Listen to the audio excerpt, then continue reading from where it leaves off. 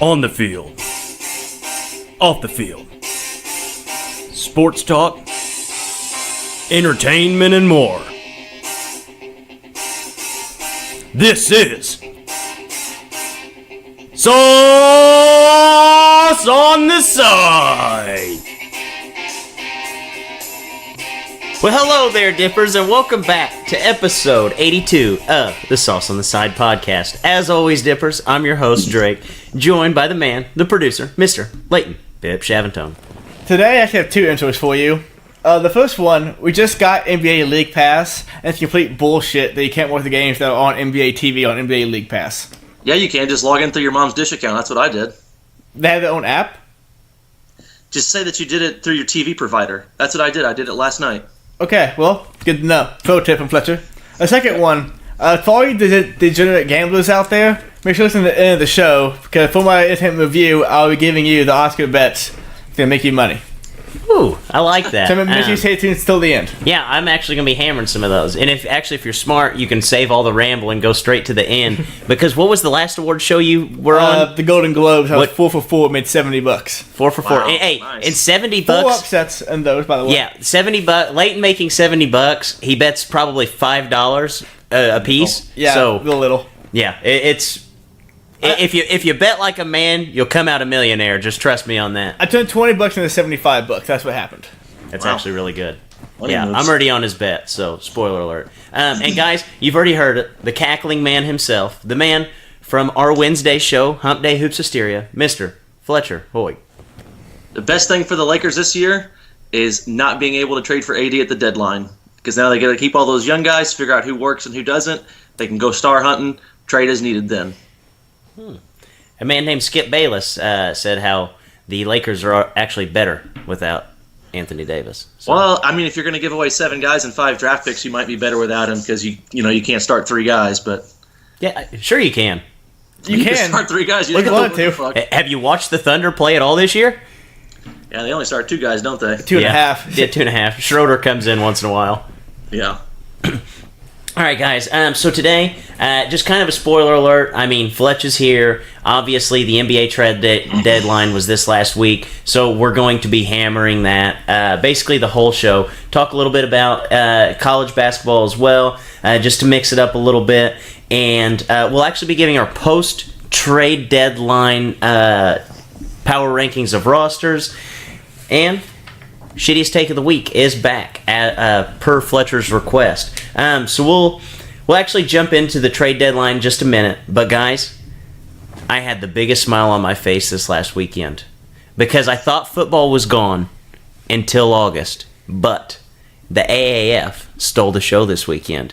Did you guys watch any of the football this weekend? I watched the one game last night, and it wasn't bad. I'm kind of footballed out. What? I'm a little bit footballed out. No, absolutely A not. little bit footballed out. That's a 12-month sport. I watched it, kind of sort of played on my Can phone. Played on my phone, played on Twitter doing it. From what I watched, it wasn't bad. At least they took it serious and was competitive.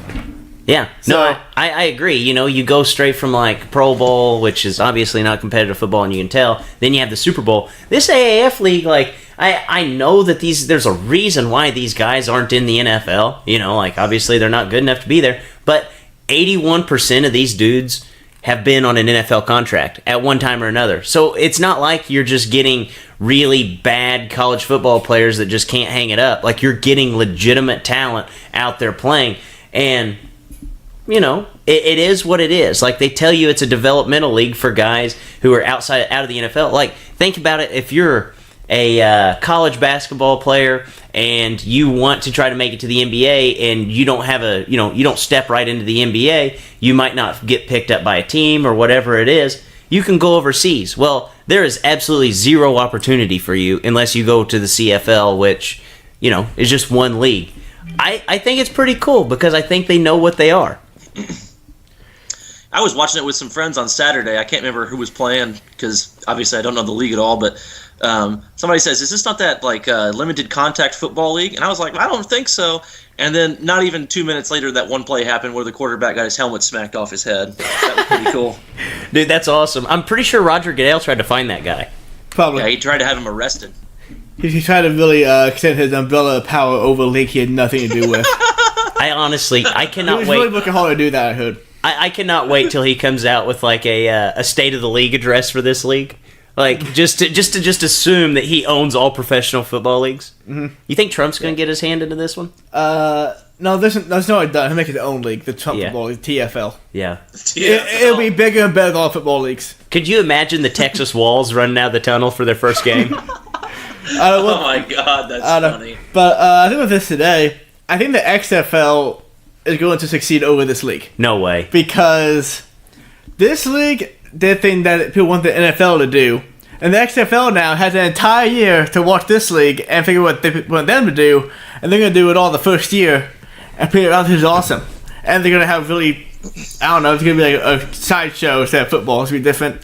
XFL over AAF. See, and the name's What way. was that football game where it was like really kind of X-rated?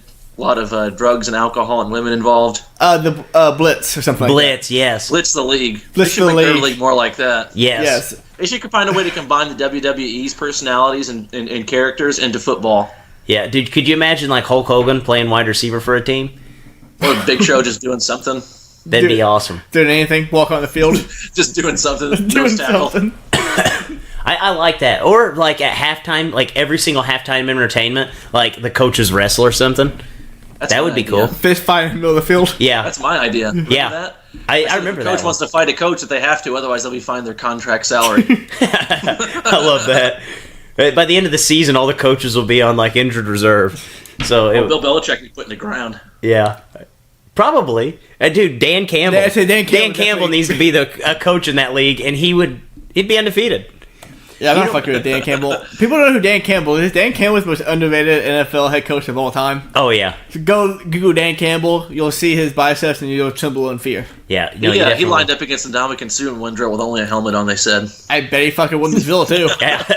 I wouldn't be surprised. He's like, yeah, I'm 37-0 against Ndamukong. Because Never wore shoulder pads. Now I know he's not only strong, he's also batshit crazy. Because that's nuts. You just look at him and you know he's crazy. I didn't even have to hear that story to not know he's crazy. He looks like the guy who's like at the party, he shows up and just starts hammering beer cans off his forehead. Like, that is him. Yeah, it is. So guys, did you see the news broke that Kyler Murray is planning on pursuing NFL career? He's going to attend the combine, basically jump through all the little hoops that Roger Goodell will put him through, and he's going to try to make an NFL team. What do you think about that decision? Me and you just talked about this like probably 2 months ago, almost now. But that decision, talent-wise, is better football than baseball. Money-wise, he'll get way more money way faster playing football because basically there's no guarantee you'll make a lot of money in baseball. And if he did, it would be till he was 32 years old, which is 9 years away. So, good choice. Yeah, he definitely made the right decision. And I remember that one show you guys talked about where you explained how the whole cap where you get drafted deal, your contract and all that stuff for each different sports. And I was like, I don't really remember all that, but I knew he made the right decision from one thing only, because Tim Tebow tried playing in the NFL, didn't work out, so now he's back playing baseball. So you can always go back to play baseball. And he was never, we looked at his college stats, he was never blow you away kind of college player anyway. So it's a lot easier to make it in the NFL, I think, as a second or third string quarterback, because you could go and disappear for a minor league team like the El Paso Chihuahuas like nothing. So I think he definitely made the right decision. No, I agree. And just like you said, like, I don't know what I did wrong in life to where I didn't end up in the situation that the MLB was my backup plan. Like, Yeah. you know how awesome that would be? But I do agree. Like, you step off of an NFL field for, or a football field, for 3 years, like, you are going to be so far behind. But, like, baseball, I feel like it's kind of one of those sports that, like, you can get into the swing of things pretty quick. Like, Tim Tebow never even played college baseball, and now he's 2A system playing for the Rumble Ponies. So, that's actually their name, which is... Well, I said the El Paso Chihuahuas, and that's a real minor league team, too. Is that really? Yep. I have a friend here in St. Louis who was from El Paso, and he told me that. What did you say the Pacers affiliate was earlier today? The Mad Ants. Yeah. Ants. They're Fort Wayne, aren't they? Fort Wayne Mad Ants, yeah. They're probably pissed off it's stuck in Indiana. Yeah. That's why they're mad. Those guys are complaining about St. Louis being born. They should go to Fort Wayne. Yeah, I've never been to Fort Wayne, have you? I know. Would I? Why would I happen to fucking I feel like you have to have a reason to go to Fort Wayne to end up in Fort Wayne. Yeah. I work there. That's the only reason why. Oh, man. Yeah, we can tell we have Fletcher on. Yep, there's been a shooting at his nearby St. Louis home. That could have been an ambulance. You never know. So guys, let's actually talk about the NBA trade deadline. And the biggest trade of the deadline, Anthony Davis is officially a Laker. What do you think about that? He's not a Laker. He's not? No, it didn't happen. Are you serious? Yeah, LeBron said like 2 weeks ago that's what he wanted. Yeah, no, and then Magic gave a whole lot, but Demps just wasn't having it. No, he's not a Laker. Dem said, "I'll outsmart you." Yeah, I'll wait this summer, and whenever you're fighting against the Celtics, not just yourselves, I won't get all the same players. Dell Demps could have made that deal for Kevin Garnett and Paul Pierce with the 3 first-round draft picks look like child's play. He could have got 7 players, 5 picks, and Solomon Hill's contract just wiped off the books. That blows my mind. He's an idiot for not doing that. How did he not? Why would he not? He's an idiot for not doing that. Well, you think about it. Yeah, that's stupid. I think Dell Demps, in his mind, what I talked about on Wednesday, he saw that Anthony Davis signed with Rich Paul, so the LeBron connection, and then LeBron released those comments. So I feel like he just kind of saw it as a mission of like Clutch Sports and the Lakers trying to get AD to the Lakers, and they were just going to not do it out of spite. Yeah, which is awful business move. Oh, absolutely, man. You get your pride in the way of business, and there's a reason why the Pelicans are the Pelicans. Mm-hmm. Yeah, there's a line from The Office where Ryan brings Michael Scott into his class, and they talk about the paper industry, and he says some things that Michael Scott didn't like, and on their way back, Steve Carell was like, Ryan said that it's business, it's not personal, and Michael Scott responded by saying, business is always personal. Business is the most personal thing in the world. And so I think that's kind of the Dell Demps approach to deals in the NBA.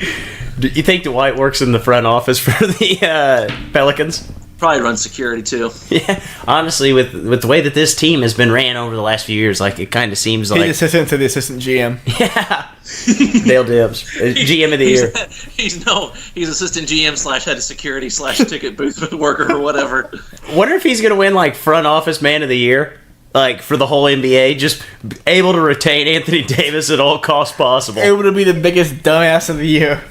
Oh So what was the actual trade, Flesh? The last one that they had released. Do you remember who all the players were? Because it was a long list. Yeah, I mean they had Kuzma, they had Ball, Ingram, I think it was Rondo as well, Michael Beasley, JaVale McGee. They were going to offer 2 first-round picks, 3 second-round picks, and absorb Solomon Hill's contract. The last player is slipping my mind, but Lance was in there at some point too. Yeah, Lance Stevenson. That was probably it. I would have done that. Well, I mean, if my hand was forced, I would have done that trade. But I would have countered and just taken 4 or 5 young players and the 2 first-round picks and been like, yeah, that's what we'll do. And they would have done that, and you would have fleeced them so bad. There's no way that another team is, and I would have included the Solomon Hill thing in there too. There's no other team that's going to offer a package like that this summer. Yeah, but if he's wanting to get back LeBron, he should just taken every single player off of his team. That's the way to do it. What would the Lakers seriously have left standing in their building after they traded every player away? Josh Hart, LeBron James, and Anthony Davis. What do you need? They would have had Tyson Moritz Chandler? Wagner. Tyson Chandler? Moritz Wagner. That'd be a hell of a team. They could have got Muscala still for fucking Beasley's dumbass and Beasley's Zubac. terrible. They would have had that Mikhailuk guy from Kansas, but they just traded him for Reggie Bullock, so... Oh, shit. I forgot Reggie out. Bullock. Look out, Golden State. It seems like a lot of things just aren't going LeBron's way in the NBA. Obviously he wasn't able to pull any free agents in this offseason. Paul George decided to stay with Russell Westbrook instead of joining LeBron.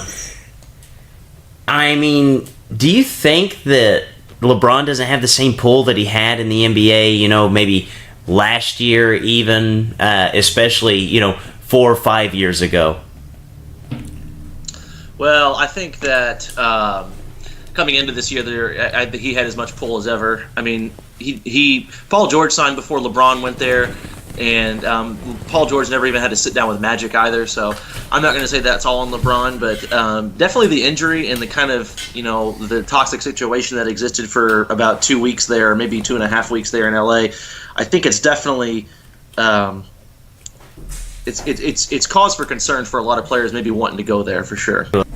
Yeah, and I mean, if you look at last year's LeBron's trade deadline, hindsight's always 20/20. and it makes me feel like maybe people are starting to see that he's not as good as a GM as what was initially put off whenever he was able to get players to come play with him. Like, obviously, in the offseason, whenever he was with the Cavaliers, he had moved Kyrie for, first-round pick that turned into Colin Sexton, IT, Crowder, and Zevok. And that trade kind of sucked. I mean, really, you could have just waited it out and, let Kyrie stay on the team, maybe force him into playing, whatever you will. I'm sure they could have probably pulled off a trade better than that, but that's what they ended up with at the end of the day. And, LeBron's thing on that deal, he said just to sit it out and don't trade him and risk him sitting out the year. It was the Kobe Altman who pulled the trigger on it because he had pressure from Dan Gilbert. But I don't know. I just know that LeBron has had his finger on almost every single team that he's, obviously been on, signing 1-2 year deals all the way throughout. And you look at, like, how they needed to put a star around LeBron, and that's what they thought last year whenever they had D. Rose, D. Wade, 2018 first-round pick, and Kyrie, and they turned that into Jordan Clarkson, Larry Nance, Rodney Hood, and, obviously Colin Sexton became out of a first-rounder that they got back. I just don't think that GMs are willing to listen to him the same way that they did even just last year. I don't know. Magic doesn't have to listen to him at all because he's locked in for 4 years now. He was really holding the Cavaliers hostage when he was, doing those 1+1 deals. So, they tried to get an Anthony Davis trade done, but they were not beholden to getting Anthony Davis for keeping LeBron. Right. Do you think that the Lakers are in some trouble this season? As far as like immediate success, like the next 30 games, yeah. I mean, they're gonna have to play really well to make the playoffs. They're in a fine position moving forward. They're gonna have a bunch of cap space. They're gonna have all their young guys. They got Kyle Kuzma in his second year on his rookie contract, getting like 19-7. So, I mean, you can go out and get one big guy if you're able to, Klay Thompson or Kawhi or whoever the case, or whoever the player may be. And then also come draft time, you can deal picks, Lonzo Ball and Ingram or whoever to get another star. So they're going to have options moving forward. That's why I said it's the best thing for them. They get to keep Kyle Kuzma. You look at Philadelphia, they have a big four. And the only reason they're able to have that big four right now, or even for next year, is because Ben Simmons is on his rookie deal. It's like these quarterbacks who are really talented on their rookie deal still in the NFL, Jared Goff or Mitchell Trubisky or whoever. They've got that with Kyle Kuzma now, and they've got that space and flexibility moving forward. Right. And a lot of people, whenever they talk about the NBA draft, they're always wanting to go out and get players that they can develop to be stars, which leads me to believe, like, whenever it becomes draft time, why don't you go out and just get the most polished player? That way you can create these super teams with a young guy like a Luka Doncic or, a Ben Simmons. That way you're not sitting there waiting on a project like Lonzo Ball or Markelle Fultz to come to fruition, which, maybe they become stars one day, but it won't be on the first contract. Yeah, that's great. I mean, looking at polished players, but, with the guys doing 1 or 2 years in college, or now you're even seeing guys do their super senior year in high school and then coming out, you're not getting a whole lot of polished products anymore. So I'm a big believer in, if you don't have a pick to where you're going to get a guy like if in this past draft, if you got 1, 2, 3, 4, 5, if you got one of those high picks like that, you're going to get a guy, especially with this loaded draft class. But if it's later, like 12, 13, 10, 8, just go ahead and deal it. It has more value before you know what it's going to be. Right. So it's like a depreciating asset pretty much. Like as soon as you take whoever from Kansas at 9. Like, oh, well, that's not so exciting. Versus before the draft, it's like, oh, we've got the first pick, and now we've got the 8th pick because we gave our best player away for it. So right. So gut check, guys. Where do you think AD signs? I think we'll Lakers this summer. Boston. You think they trade him to Boston? Well, I mean, if Dell Demps didn't take that deal from the Lakers in the regular season, they're not going to take a lesser deal, and I think he's determined not to send him there as well. I think they got their eyes, looking really big at Jason Tatum, and I think getting 4 or 5 young guys and 5 draft picks or whatever is better than a single Jason Tatum. But maybe Dell Demps doesn't share the same mindset I do. No, hell no. He's just saying don't send him to LeBron. Yeah, he could. Hey, real quick, he could become a Clipper too because they've freed up a lot of cap space, and what are they going to trade? Well, they're going to have their own first-round pick back this year because it's lottery protected. It's with the Celtics. So they're going to have that pick back, assuming they don't make the playoffs, which doesn't look like they're going to. They can offer Jerome Robinson, the guard that they drafted out of Boston College, Shai Gilgeous-Alexander, Landry Shamet. Maybe they could offer to send cash as well, but they're going to have a few picks to send as well because they got multiple picks from Philadelphia and sending Tobias Harris and Boban Marjanovic over there as well. Dude, Boban is the man. I loved watching him play yesterday for the Sixers. Tall. He's so tall and so big. He is. He kind of looks like whenever he shoots the ball, it seriously looks like a gorilla throwing a grape into like a laundry basket. Yeah, it's different. It's strange. So what do you think the ceiling is for the Lakers with no AD this year? Yeah. Low playoff seed. You think? Yeah. I think that they might not miss the playoffs. I have a bold prediction, in fact, and I'll share it right now. I think that LeBron's going to go down with an injury, and he'll get into the lottery. That could happen. Good. That could definitely happen. I tell you what, if LeBron doesn't miss 17 games, we're talking about a completely different narrative for the Lakers. I think they're going to shoot for like the 8 to 6 seed. My gut tells me they'll get it. We'll see what happens after that, though. Injury, LeBron going down. Yeah, if you say the LeBron injury thing, because they were like 2.5 games out of first place when he got hurt.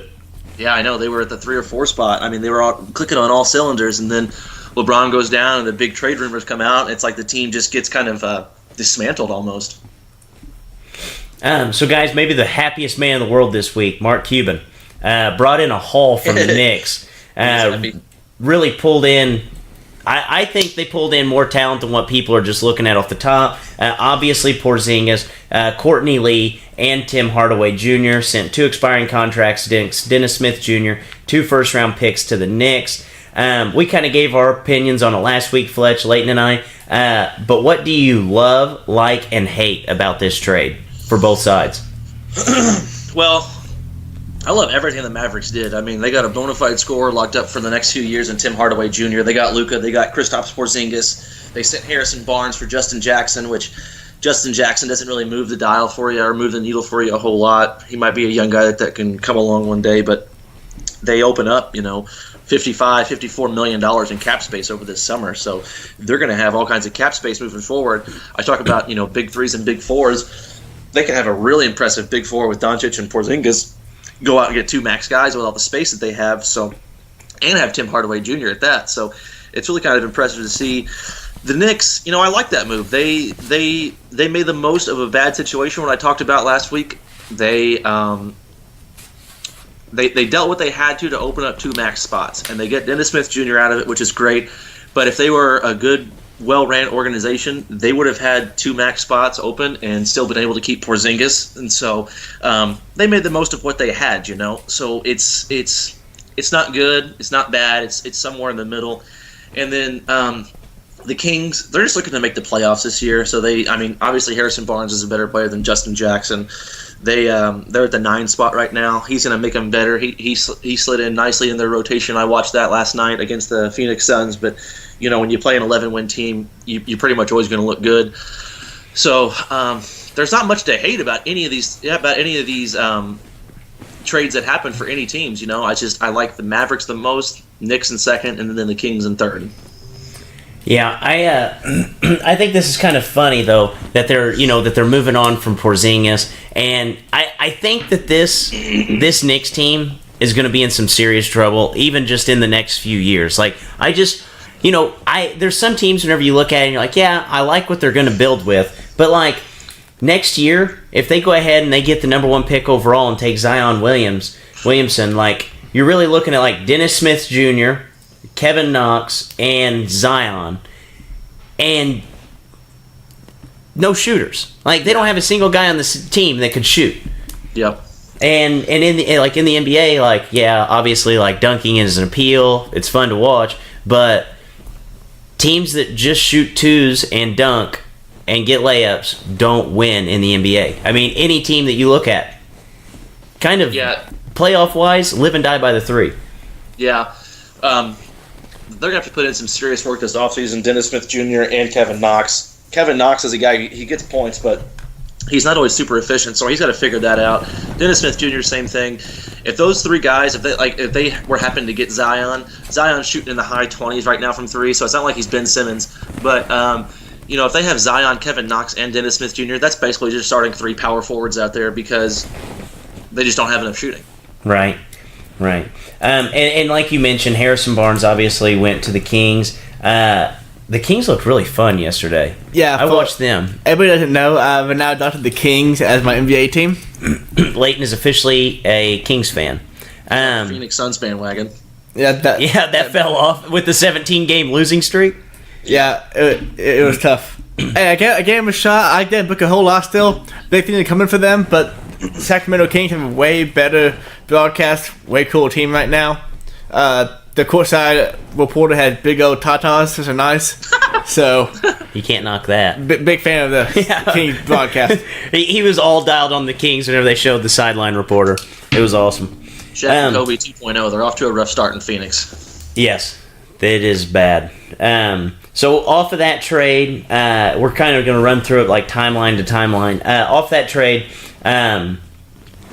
one of the two expiring contracts sent to the Kings, Wesley Matthews, waived and immediately picked up by the Pacers to kind of fill the void that Victor Oladipo left in our hearts.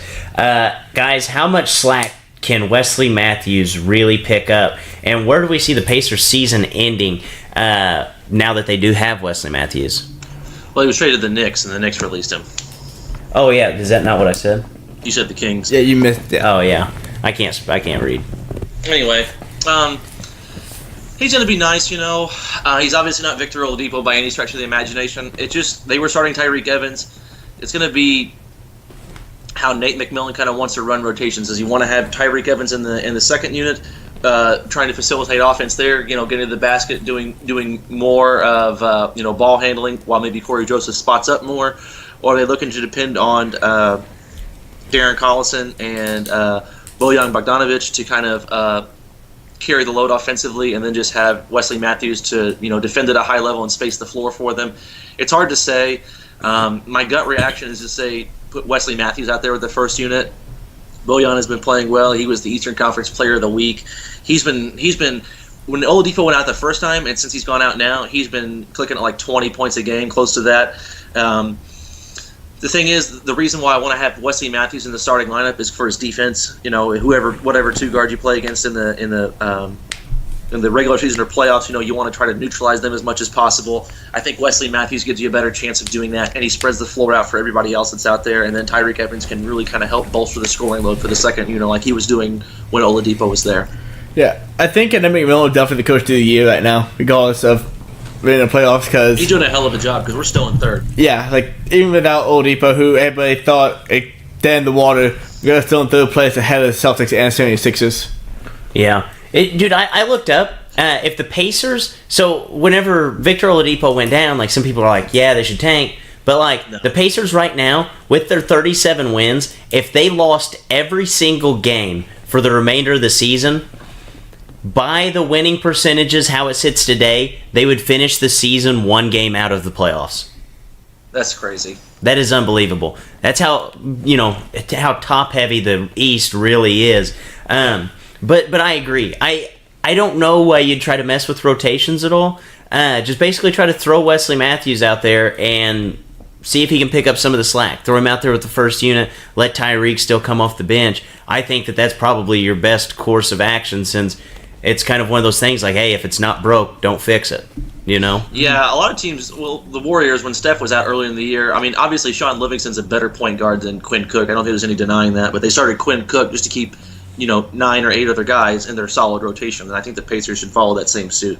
Yeah, I definitely agree with that. I actually think we can win a playoff series with Wesley Matthews. At the beginning, whenever it first fell out and Victor Oladipo was out, I thought we would not be able to win a playoff series. So, wait, you think Wesley Matthews is comparable to Victor Oladipo? I don't think he's comparable, but, I mean, we had one of the nicest boats in the league. Then we just have a little hole in the boat. I think he can patch the boat. Do you think this blemishes how good Oladipo really is? No. I don't think so. The contract status made him going forward for Anthony Davis? If we can get him for Anthony Davis straight up, I would be all in. This is a pretty exciting thought. You got more exciting thoughts for us? Yes, I do. It was all a dream. I used to read Run Up magazine. Fellas, football is back. And does anything say football is back more than Trent Richardson having 23 carries for 58 yards and 2 touchdowns? Speaking of being back, so is Texas. And you know how I know that Texas football is all the way back? Vince Young is in the news. Who cares if it was for a DUI? You remember the time that they beat USC in 2005? I don't think Texas fans talk about that enough.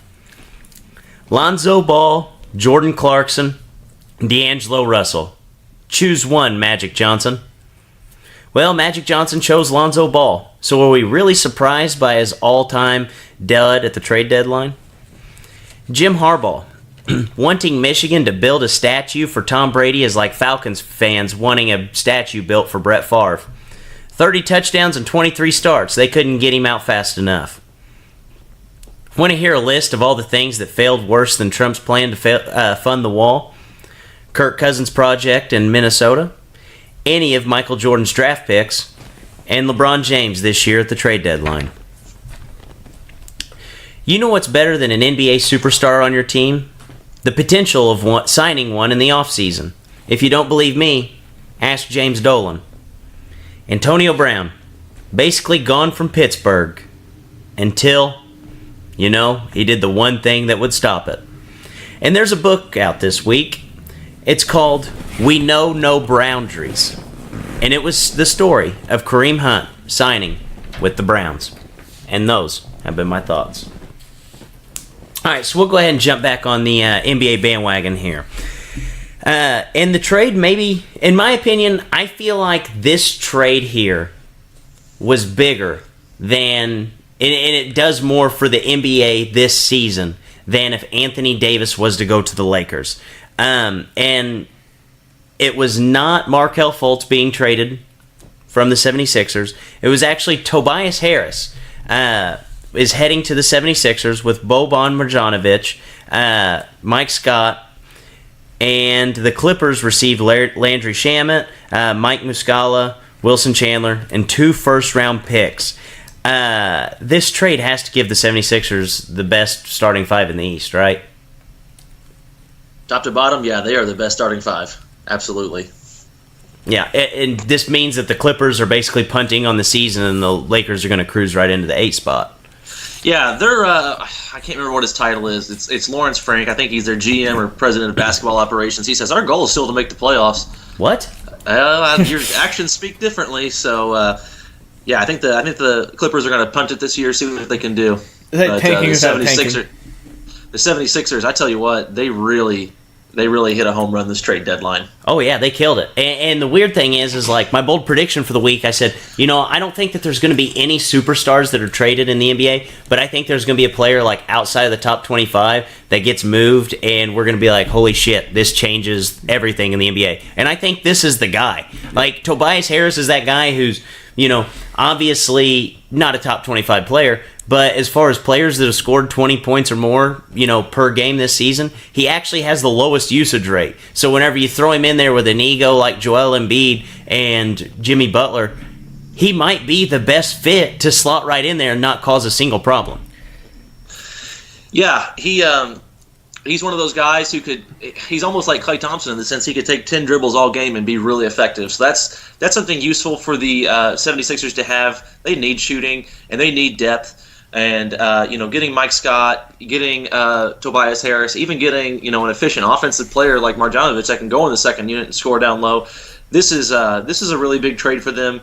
Tobias Harris is more than just a shooter, though. I mean, he can put the ball on the floor. He can do different things, but he doesn't need to. And I don't feel like he's a guy who is going to get upset if he doesn't get enough touches either. So I think he's going to slide in really well. It's a great trade for them. Yeah, I definitely agree. Does this make them the best team in the East, you think? They're like the 4 or 5 spot right now.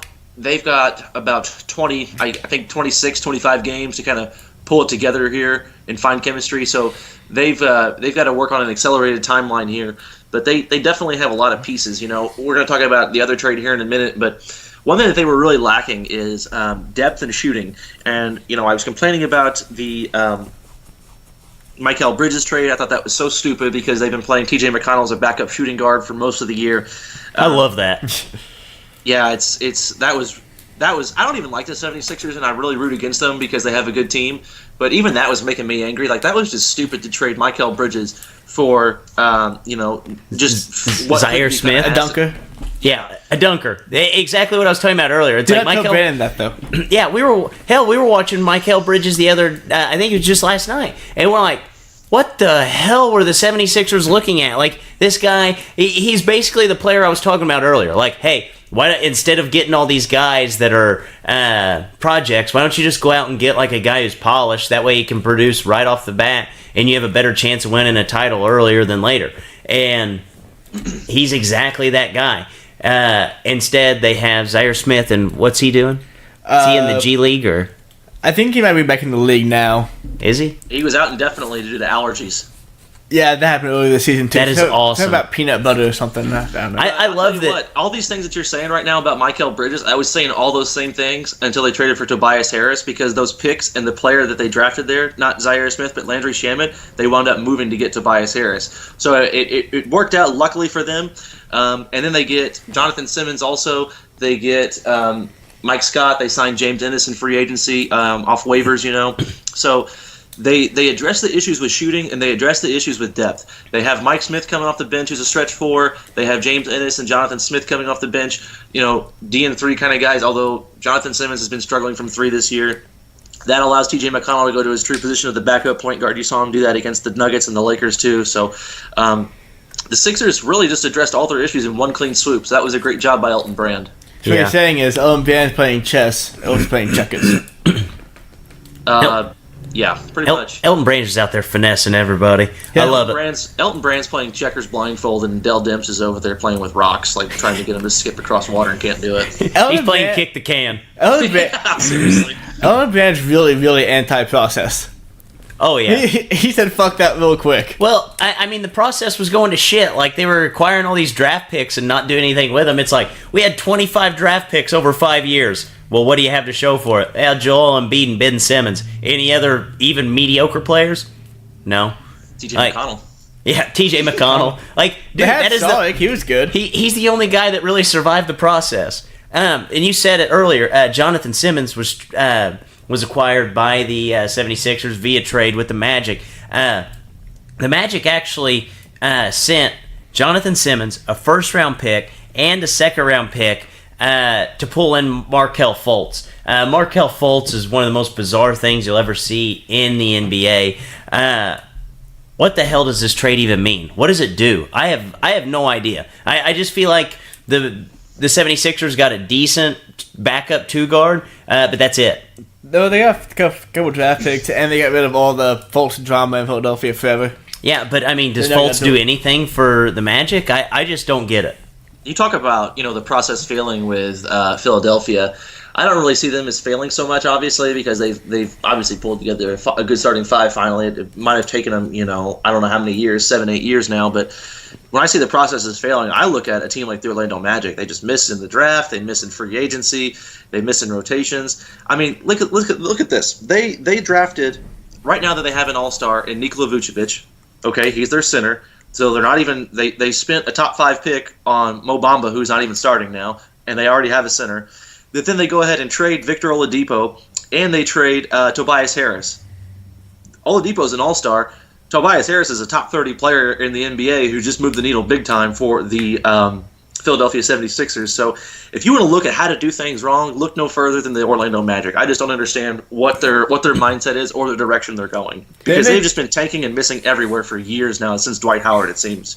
Didn't they trade Elfrid Payton too last year to Suns, who was a pretty good point guard? Yeah, they drafted Elfrid Payton high. People liked him. He's been kind of hit and miss. He's improved his 3-point shooting, but I mean he's a quality NBA player. He's not going to wow you or win you any games probably, but he's a nice player to have. So I'm not too worried about them coming off of Elfrid Payton so much as I am about Oladipo, Tobias Harris. So yeah, that doesn't make any sense because they would realistically have 3 All-Stars in the East right there. That's what I'm saying. Yeah. Holy shit. That's just proof that if you're bad long enough and you hold on to your players, you'll eventually get good. Like, you have to. I mean, But Victor Oladipo probably would have never succeeded there. That's the bad thing. Well, Oladipo talked about it.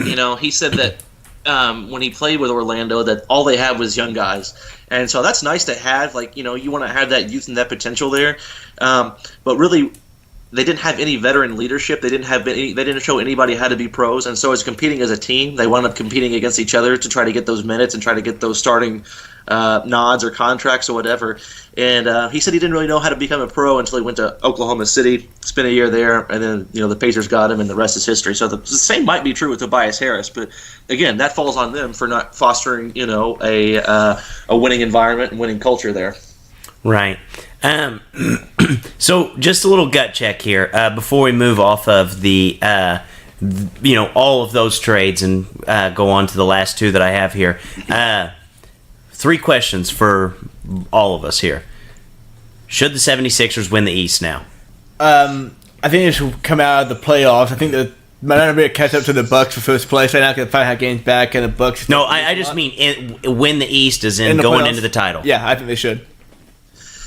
That's tough. The second round in the Eastern Conference is going to be like the seventh circle of hell. I mean, it's just going to be a huge gauntlet because you're going to have the Raptors, Bucks, Celtics, and 76ers, or maybe the Pacers if they're able to pull one out against one of those teams. It's hard for me to bet against Milwaukee right now. What they did, I can't bet against it. And then even what Toronto did, they lost some of the depth, but they still have 9 or 10 guys that they can play, and they just picked Jeremy Lin off waivers today as their backup point guard. So Hell yes. For me, it's going to be either the Raptors still or the Bucks. I just can't come off either one of those two teams yet. All right, could you see the 76ers winning the NBA title, though, this year? No. Well, no. No. Shit. I just can't because it's the 76ers. I think they have the talent to do so, which we'll talk about in a little bit. And will Markelle Fultz ever find success in the NBA? I think he'll find success to some level, but never number 1 pick level. He might have a 6-7 year career. Yeah, I think he'll be an NBA player if he can stop making up phantom injuries. But I hope the best for him, but I just don't see him ever living up to that potential. No, I don't even know if he'll really have success. He'll play a little bit, but like you talked about earlier with the Magic, they have yet to develop a player yet. Tobias Harris never developed there. Victor Oladipo never developed there. Nobody ever gets better for that team. And I feel like Aaron Gordon, he's gotten a little bit better, but is he ever going to be the guy that we thought he was going to be? I don't think so. And I don't think that, the Magic is a place where this guy's going to find success. Now, I could see him getting cut and maybe the Lakers pick him up or him really shitting the bed and them trading him for basically a sack of marbles and going to a decent team. He's going to have to get out of Orlando just because history tells me that players that need a little bit of development, the Magic isn't the place for them. So we've got second to last trade here, basically talking about the Eastern Conference arm race.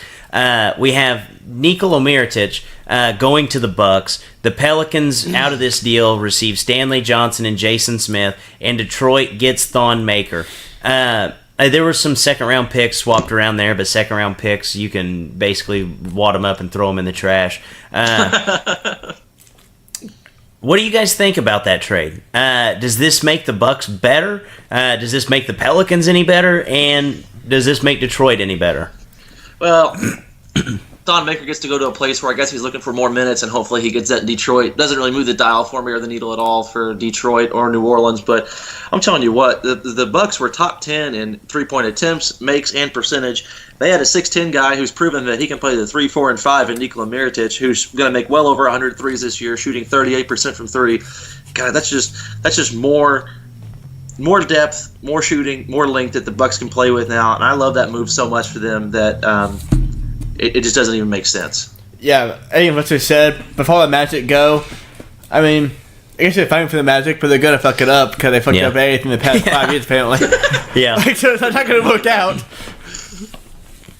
Yeah, I think I agree with that, though. And you look at the Bucks, I said it about earlier about Tobias Harris, like a guy who's right outside of the cusp of being a top 25 player that, he gets moved to a playoff team where we're just like, holy shit, this team is so much better. You could really make that argument for Nikola Mirotic, too. I mean, just like a legitimately,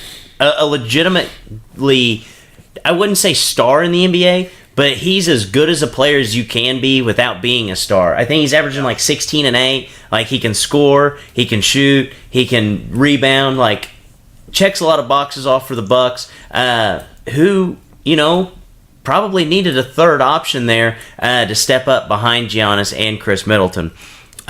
So last big trade, Marc Gasol. Even though he's probably, I think last time I checked, he was 46 years old. He's up there. 56. The Raptors actually got Marc Gasol from the Grizzlies for Jonas Valanciunas, C.J. Miles, DeLon Wright, and a second-round pick. How much better does this? Round pick. What was it? 2024. 2024, yeah. Dude, there has been more 2024 round picks sent out in the last 2 years than you can shake a stick at, because that's actually what Dwayne Wade got traded for last year. Leighton said, how useful is a 2024 second-round pick? I said about as useful as my walking boot to somebody who doesn't have a broken ankle. That's awesome. But how much better does this make the Raptors? It makes a lot better. Marc Gasol is a huge upgrade with Valanciunas. They're not really losing a whole lot by giving away CJ Miles, DeLon Wright. And a 2024 second-round pick is, like Joe said, useful as walking boot for a guy with a broken ankle. Like, this is a great move for the Raptors. And they had to do something after the Bucks and the Sixers got a lot better, too. Yeah. Well, I talked about this. The Raptors were literally playing like 12 guys, no problem. And they had depth that was just unbelievable. But you saw it last year, and you were going to see it again this year. Too much depth. Depth doesn't matter as much in the playoffs because you shorten your rotation and go to 8 guys as it is. So they give up 3 guys. They give up DeLon Wright, C.J. Miles, Jonas Valanciunas for Marc Gasol. They lose, instead of having 12 guys, now you only have 9. Or they add Marc Gasol, and now they got 10 again. So Marc Gasol is obviously an upgrade from Jonas Valanciunas. What the Raptors have been doing all year is just playing the matchups. So like whoever matches better at the 4 and 5 is what they go with. So sometimes they go Gasol, they're going to be going Gasol and Ibaka, or they'll go Ibaka and Pascal Siakam, and they just do it based on whoever's the 4 or 5 for the other team. And I think they're going to continue to see that. But what you're just going to have now is a better skilled, more polished player in Marc Gasol compared to Jonas Valanciunas. So, and he's going to help come playoff time because he's obviously he's battle tested for one. He's a veteran, and he's just more talented than Valanciunas. So yeah, battle test I think is an understatement for Marc Gasol at this point of his career. I mean, dude, he's been playing with that like gritty ass Grizzlies team from a team that said grit and grind for like the past decade. So yeah, dude, it was like Larry Johnson meets Frank Gore. Like, had played with one team for like 20 years, but getting like 400 carries. So like, it just makes me nervous. Like, it's a good thing that Marc Gasol's probably he expires. His contract expires after this year. Yep, it's probably a good thing because I don't know how much more this man can handle. Like at this point, he kind of just like floats around, and obviously he's more skilled than Jonas Valanciunas, but that doesn't take a whole lot. But yeah, definitely a good thing that his contract will be up because you don't want to have to pay that man any more than you have to beyond this year. And that's going to be more cap space come free agency as well. Oh, yeah. Toronto Raptors. Oh, yeah. I think they're an interesting team. Everybody tried to give them shit over the last year saying, oh, why would you trade for Kawhi? Well, now it kind of looks like an interesting place to play with how much success they're having. Well, Masai Ujiri is their GM, and he was actually the assistant GM back in Denver when Denver traded like Carmelo Anthony for like 7 guys and 3 draft picks, basically what the Lakers almost did with the Pelicans. And so he got a lot of recognition for that, obviously, and he's really just sustained that level of success there in Toronto for them. Right. So this is the part of the show that I'm actually like looking forward to the most. Post-trade deadline power rankings. Basically what we're going to do is we're just looking up at the lineups. We're not looking at, hey, this team's came in, won 10 in a row. Just lineup power rankings, 1 through 5. Shoot them off at us. Latency, you go first. So number 1, I started the Warriors. There are 5. Even though the Pacers got Wesley Matthews? Wesley Matthews. I had to really, really favorite between them in there. And Lakers got Muscala. They're both nipping at number one spot, but couldn't quite put him in there. Warriors still have 5 major players. Well, here, Iguodala, real quick, Livingston. this might change your opinion. Okay, let's hear The Cavaliers just picked up Nick Stauskas today. Fuck. You know, I didn't know they're you making should these- have known that, huh? These moves, man. You shitting me? I swear to Sauce God. Castillo? Should I cut this back and start over? Yeah, we we'll might cut wanna this do part that. of the show. Okay. And you can go ahead and finish your rankings. Okay, number 2, 76ers. Except best starting 5 in the Eastern Conference. They got some depth back with Jonathan Simmons, and they were able to keep, Covington the trade. The next 2 was really tough. The Raptors for number 3. They got Marcus Gasol. Go along with what they already have. Really good. Number 4, the Thunder. And number 5, I had the Bucks. Yeah, so we're pretty similar in our 2 rankings here. Just positions have changed more or less. I got Golden State 1, but I've been riding high on the Bucks now for I don't even know how long, probably 2 months now at least. So I go Golden State. They didn't make any moves, but when you're as good as they are, you really don't need to make any moves. Then I got the Bucks. They just loaded up. My next few teams are just going to be teams that loaded up on what are already talented teams. So we got the Milwaukee Bucks. Then you got the Toronto Raptors. Got the 76ers, and then I got the Thunder at 5 too. So you're just looking at these talented teams really that are just getting better and better. Yeah, I actually I couldn't pick a number 1. I have a 1A and a 1B, and I know you're probably gonna I'll get some pushback on this, but You picked the Sixers, didn't you? I have the Sixers up there with the Warriors, and you look at their teams.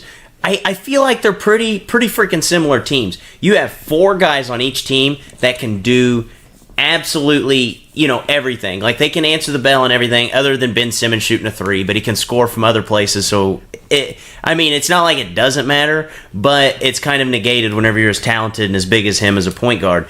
And then you look at the 5th, okay, one team has J.J. Redick. All he can do is score. One team has Draymond Green. Well, he can do absolutely everything except score. So I know that the 76ers, if you look at just the sheer numbers, even with, obviously numbers are going to change a little bit now that Tobias Harris is there, but all 5 starting players are scoring 16 or more points a game. That is absolutely unreal. And obviously the Warriors, you're going to be able to make an argument later in the season once Boogie's numbers come up. He's on limited minutes, but he's still averaging 14 points a game. They're going to be up to 4 guys and no problem, probably averaging over 18. But I just have a 1A and a 1B. And then I'm going to go to 3. I have the Raptors. Fletch said it earlier, probably the most depth in the NBA. 7 guys that score in double digits. And you have a top 10 player in the NBA, veteran double point guard. I really like the Raptors. Number 4 is Team Fletcher's huge on with the Bucks. Obviously the addition of Mirotic. I thought this team was really, really good because of Giannis and Chris Middleton. Now, you're adding Mirotic. You already have some good pieces there. I think the Bucks, obviously Mirotic makes them better. And then 5. I just couldn't leave the Thunder out. Just because they're one of 2 teams that have 2 top 10 players, and Dennis Schroeder's probably, a top 15, top 20 point guard in the league, and he's coming off of their bench.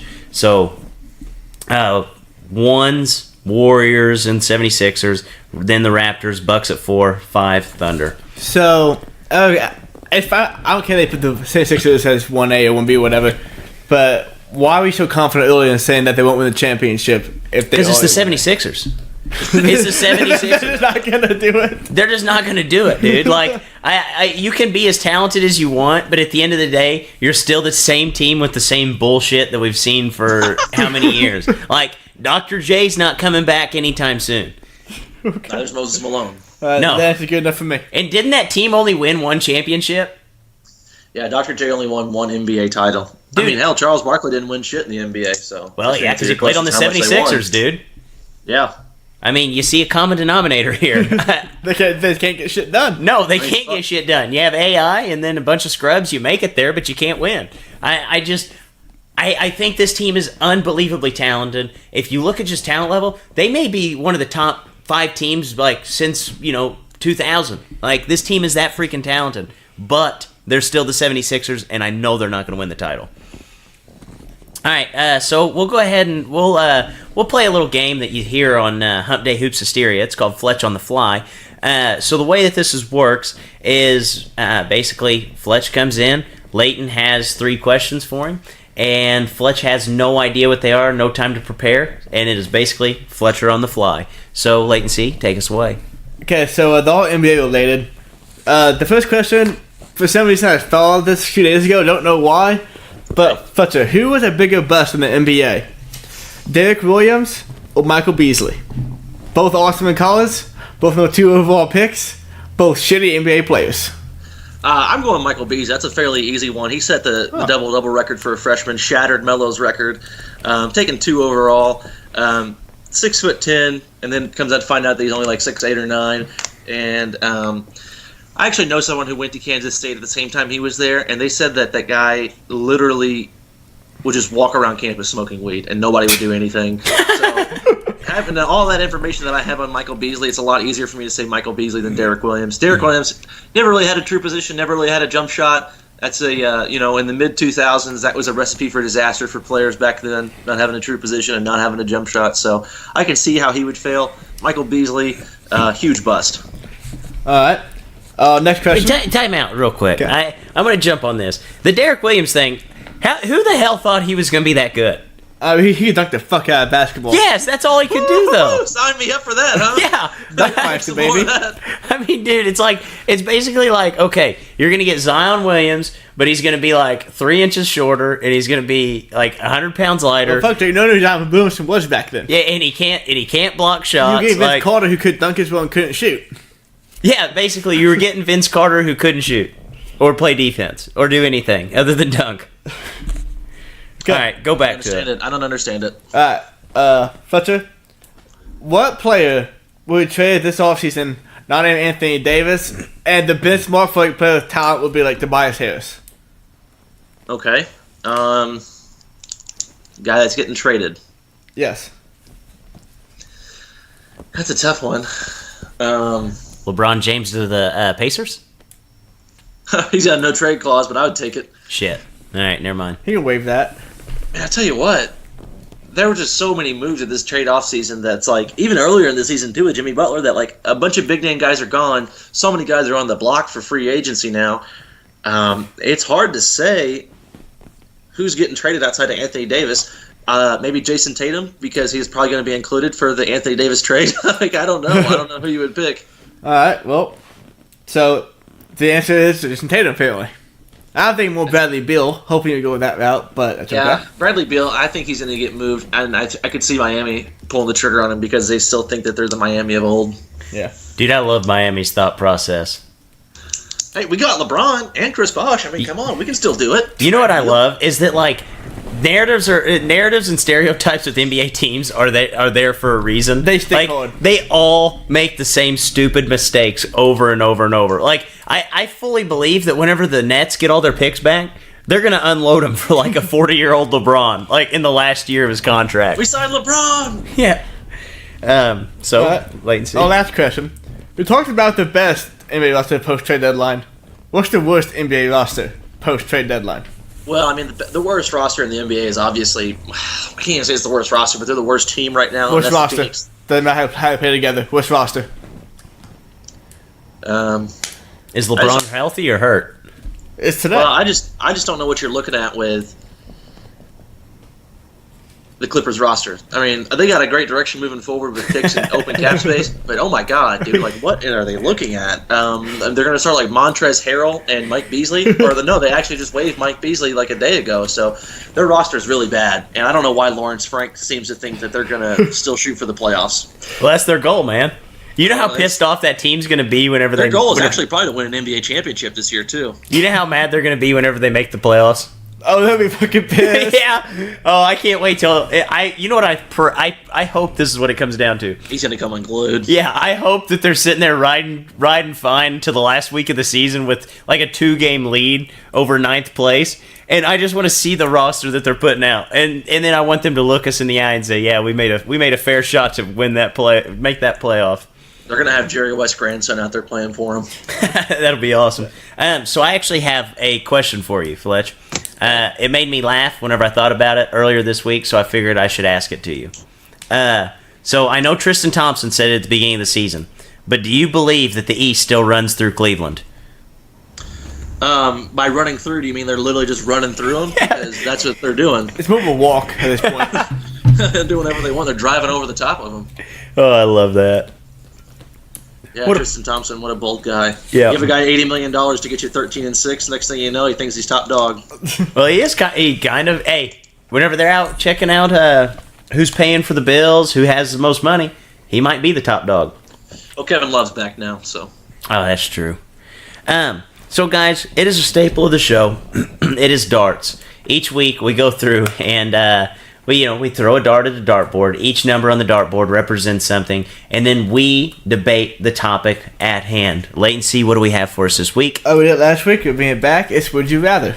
Okay. So basically, we throw the dart at the dartboard. Each would you rather question has a number. We will discuss which one we would rather do. Leighton C, producer, your throw. And we have a 6. 6. Would you rather accidentally be responsible for the death of a child or accidentally be responsible for the death of 3 adults? Holy shit. Oh, man. What questions did you get? It's literally a list of 217 questions. You watched that Ted fucking Bundy episode or whatever before you fucking made this list. That's What kind of fucked up. morbid human being? We got to get a different one. One kid and 3 adults. It's really ethical, though. You're fucked How up. about neither? Neither? Yeah, let's throw again. No, the options okay, throw again. And we have a 14. Hell of a dartboard you got there.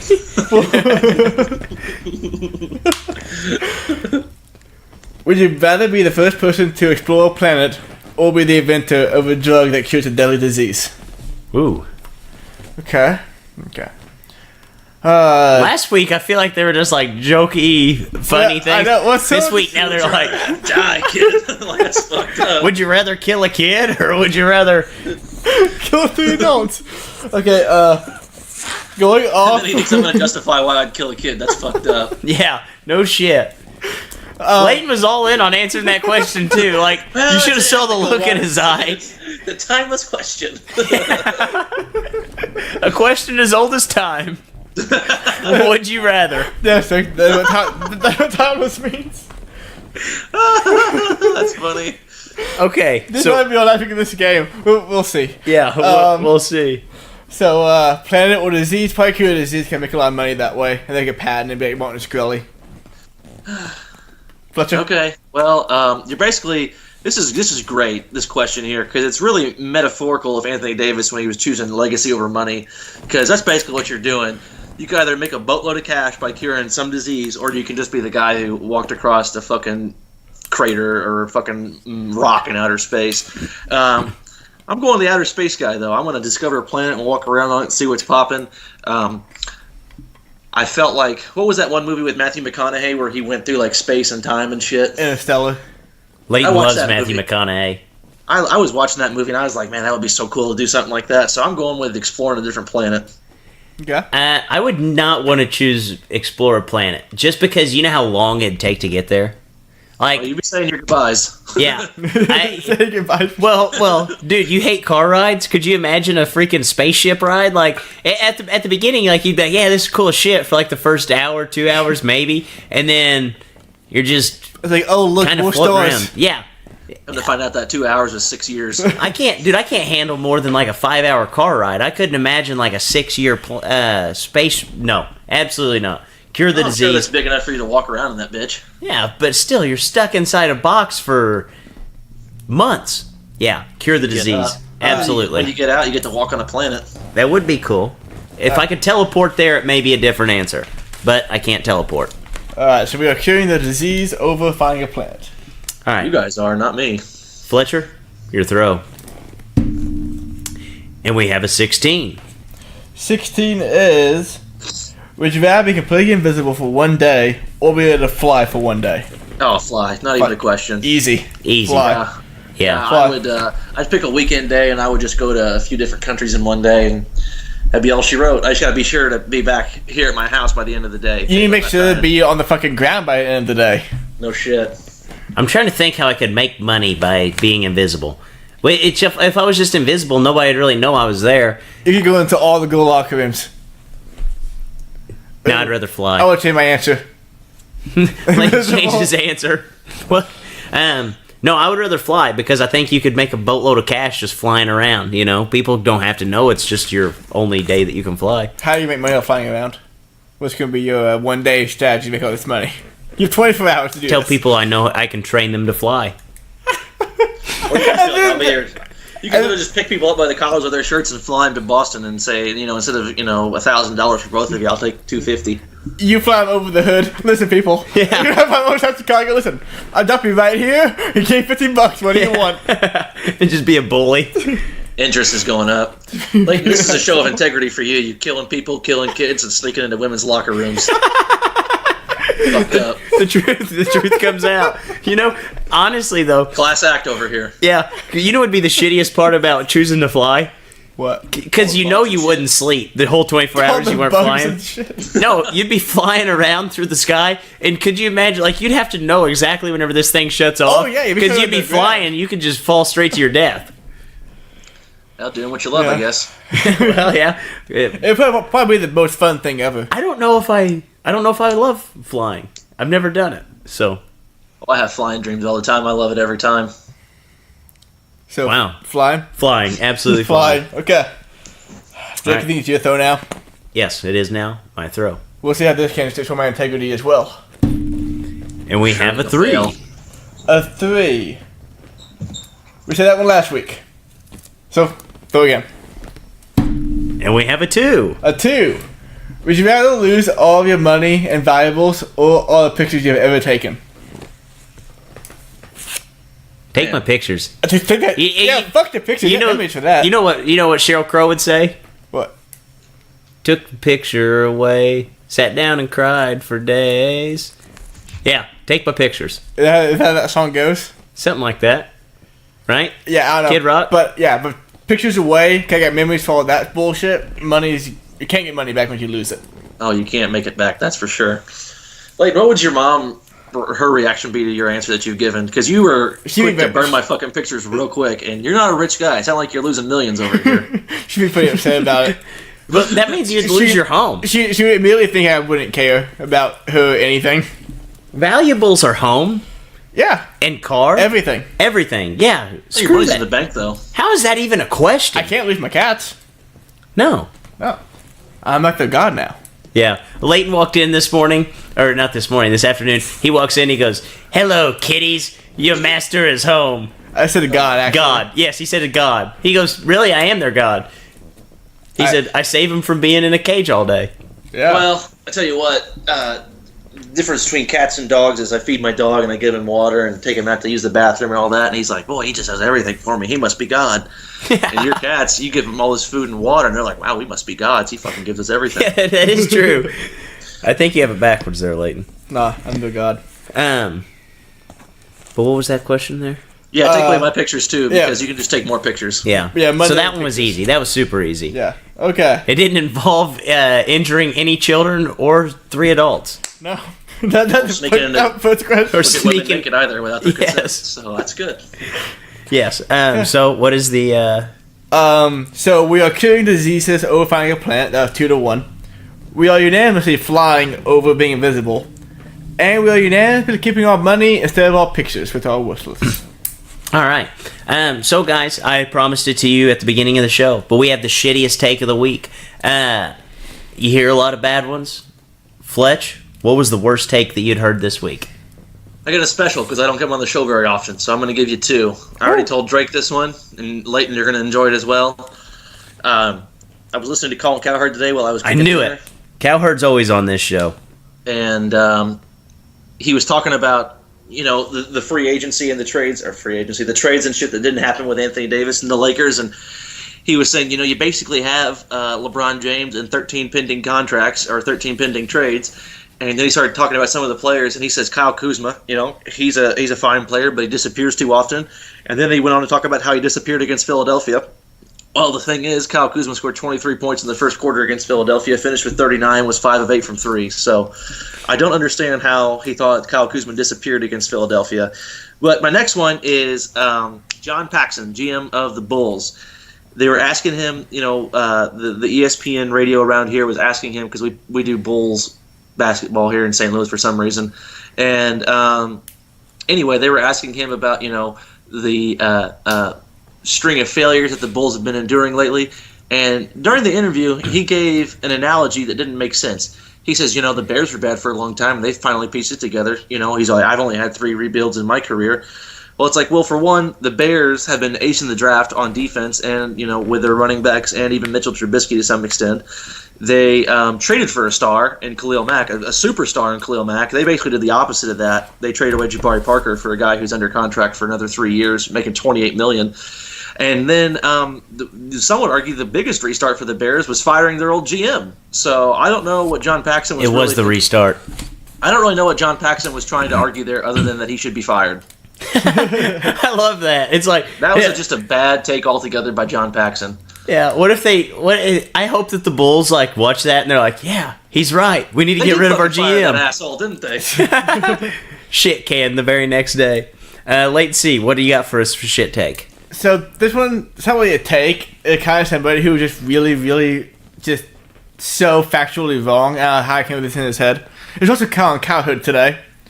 He's good. He's talking about why Markelle Fultz will succeed in the league, and he wants to see because he can't shoot, which that's fine to say that, I guess. Shooting today is important. But next, he described him as a shooting guard that can't shoot. When in the fuck has he ever been a shooting guard at any point in time in his basketball life? I don't know who said that. Never. Yeah, that's true. He's never been a shooting guard ever. It's just factually wrong. Yeah, he's an idiot. That goes without saying. I got another idiot on the list here. We have Skip Bayless. Believe it or not. Yesterday, this is actually really funny. It hurts me to say it. This is the guy who said Johnny Manziel was going to be bigger in Cleveland than LeBron James was. Yes. Dude, I love his Twitter. So during the Lakers and 76ers game, Magic sitting next to Robert Kraft in the front row in Philly, probably saying to Kraft, I wish I had a leader and a clutch player like Brady. Ah, damn, Skip Bayless, you're something else, dude. I love it. Honestly, let's be honest here for a minute, okay? Who's better at their sport, Tom Brady or LeBron James? I think I would say LeBron James. That's just me, though. I don't think it's close. Because he's done all the shit that he's done with absolute pieces of garbage, hot garbage at fucking head coach. Tom Brady's the greatest coach of all time. Yeah, dude, you look at LeBron James, I know that obviously, Kevin Love was hurt for the beginning of the season, basically all the season. But that team, really, really sucks without LeBron. If you took Tom Brady off the Patriots this year, and you just slide in Jimmy Garoppolo, who probably should be starting, they still win a title. Nothing changes.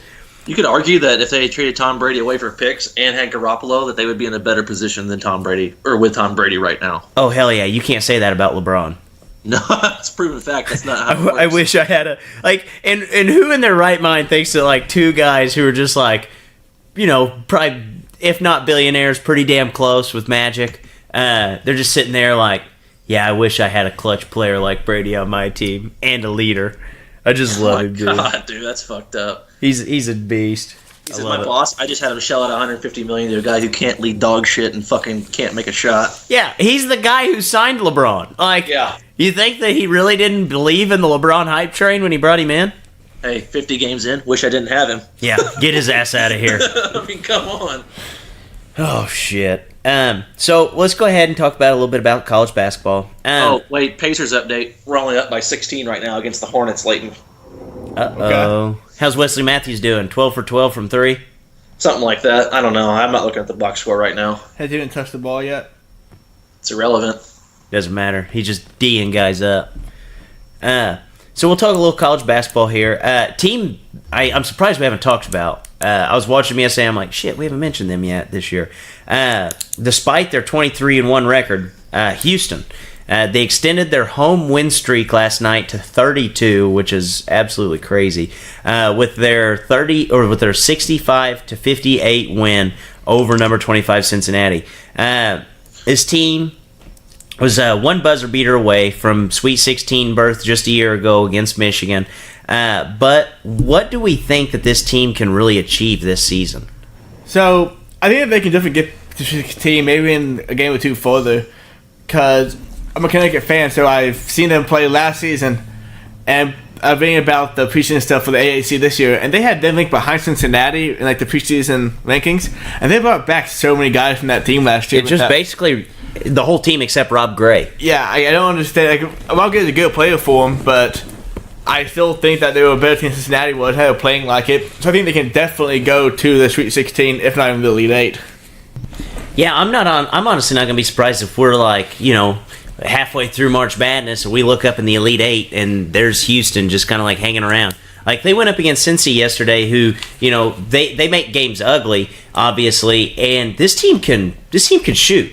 And they have two really, really good guards, which is kind of what you need to win in the tournament. Your team needs to be reliant on the guard play. And, I mean, they're able to move the ball. Last year, whenever they had Rob Gray, it was kind of like more like the Houston Rockets offense whenever Chris Paul's out. Like, basically everybody stand there with your hands on your hips, and Rob Gray's going to go ISO ball and try to score. Well, this year they have two guards who can both score, who like to move the ball, and they facilitate more so than Rob Gray did. And I think that makes this team better. Kind of an addition by subtraction type thing. Everybody got a year older. And if we remember correctly, they lost on a buzzer beater to Michigan, who Michigan went to the finals. So, obviously a good team there. Yeah, Houston's definitely a good team. They started the season hot, been hot ever since, they've even stayed hot. One loss is not going to make you cold. But, yeah, they're two guards, Corey Davis and then Armani Brooks. They're both getting 14, 15 points a game. They're shooting the ball well from three. I tell you what, though, they have veteran leadership at the guard position, and having two guards like that are juniors and seniors is going to make a huge difference come tournament time. They're not going to have spells where they go scoreless or they start playing rattled and get turnovers. That's just you're not going to see that from Corey Davis and Armani Brooks, and they've shown you that throughout the year. So they rely on their guard play big time, but those two guards have really come up well for them. They the scoring isn't too balanced from their team. I don't think they rely on those guys a lot. So I realistically think they're going to stop again at the Sweet 16. Yeah, I know last night whenever I was watching, I can't remember which one it was. It was one of the two guards. 11 straight points for Houston down the stretch. So I could definitely see what you're talking about there with kind of just being reliant on two players. But that's a lot better than being reliant on one last year with Rob Gray. Fletcher, before we move on, you mentioned Cincinnati. Fletcher, do you know how many NBA players Miss Cronin has coached since he started in 2006? You mean in Cincinnati? Yeah. 5 or 6? 5. Yeah. Before last year, it was 2. It's unbelievable. That low. Lance Stevenson's one of them. Lance Stevenson and Tonka Patrick, the only guys not before last season. Well, I knew those two guys off the top of my head, but I'm like, surely to God, it's more than that. So Yeah. I said 5 or 6. Nope, that's it. And Jacob Evans was last year. Yeah, he got drafted, and then 2 of the guys that had played for him last year were in the league for at least 1 game this year. Yeah, that's unbelievable. Especially like in the era of tanking. Like there's been some bad NBA players. So maybe the best news for this podcast history. LeGerald Vick is taking a leave of absence from the team. Obviously plays for Kansas. And B-Rock's hairline just creeped back a little further. Can't go much further, man. First DeSosa. We're with dangerous territory here. Yeah. And then Azubuike. Now Vic. Guys, Kansas is some real deep water here. But what do we think this team can realistically achieve if Vic does not play another game in a Kansas uniform? I don't think they'll win the Big 12 Conference. No, absolutely not. They don't have a chance. I don't I had think that same thought today, actually. they might not win it now as is, but without him, I just don't see how it happens. I'm hoping he sits out, honestly, so Brandon cuts his hair. No, he has to shave. I shave his head. Whatever. Like, I hope anything fine in this kid's life, but honestly, I don't want Brandon's head to be shaved, so. Yeah, there were some issues with LeGerald Vick and Bill Self, whether or not he would even come back for this year. I'll tell you what, though, they lost Azubuike, and then who was the other guy? DeSosa, is that his name? Yeah, Yes. the FBI thing. Yeah, so they lost their two big guys, and one thing you guys talked about on the show was maybe Kansas going small. Well, if you lose LeGerald Vick, now it's even harder to go small, losing one of your starting and best guards like that. So I don't know.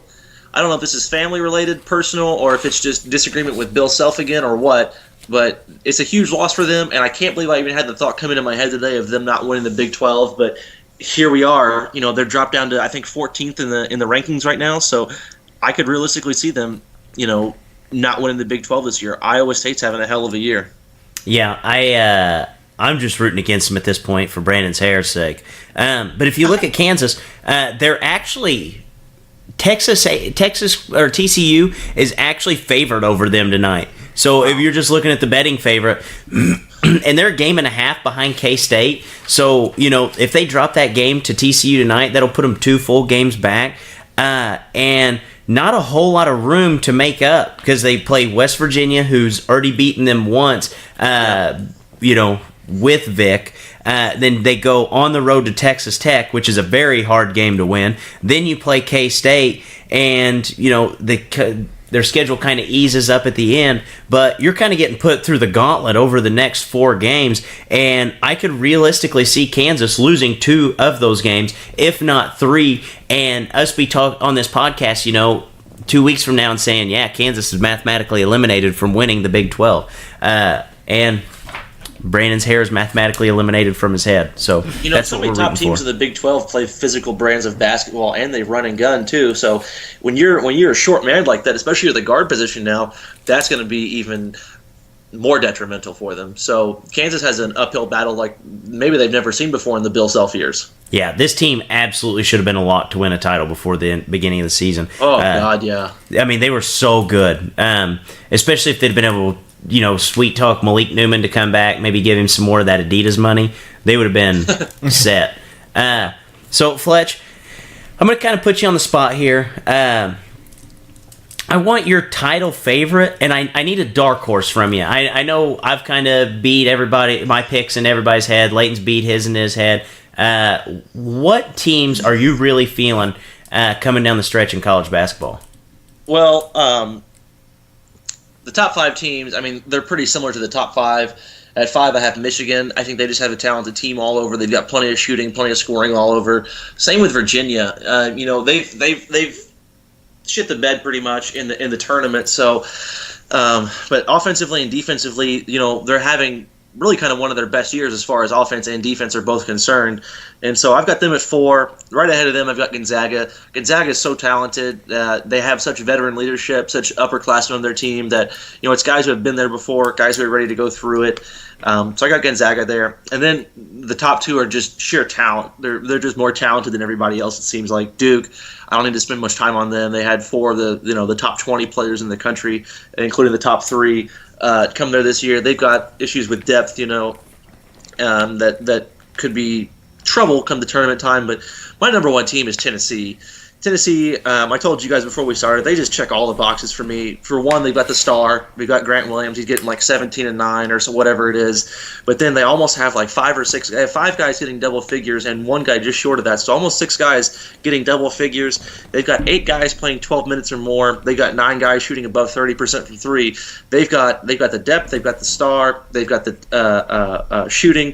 They get after it on offense and defense, and on the backboards as well. So they just check every box for me. I'm not saying that they're going to win the SEC title, regular season or postseason, but they have everything you could look for in a good team come March, and so I'm going to stick with Tennessee. And I've been eyeing them for a couple of weeks now, and I really like what they're putting together. So Tennessee is my lock to win it right now. Yeah, I agree. Actually, if you guys are gamblers, which 90% of you probably are, you need to be looking at Tennessee's odds to win the title right now. When you guys had that bet that come cute. on, the 4 teams, it was like Duke, Gonzaga, Kansas, and one other team I can't remember now. Maybe it was Michigan. I can't remember. Leighton was wondering if I should take the field or not. And the main reason why I said I would take the field was because Tennessee, and they have really just they've been hot lately, and I think that's going to continue for the foreseeable future. Yeah. No, I agree with that. What about your dark horse? Who's your dark horse come March? It's so hard to make a real dark horse. It's like fantasy football. The quote-unquote sleeper guys get talked about so much that you can't even have a true sleeper. So, some of the sleeper teams that people are looking at this year that we already know about now, Houston, they have just roared back from last year even better than what we thought they could have. Murray State, because of Ja Morant, everybody knows about Murray State.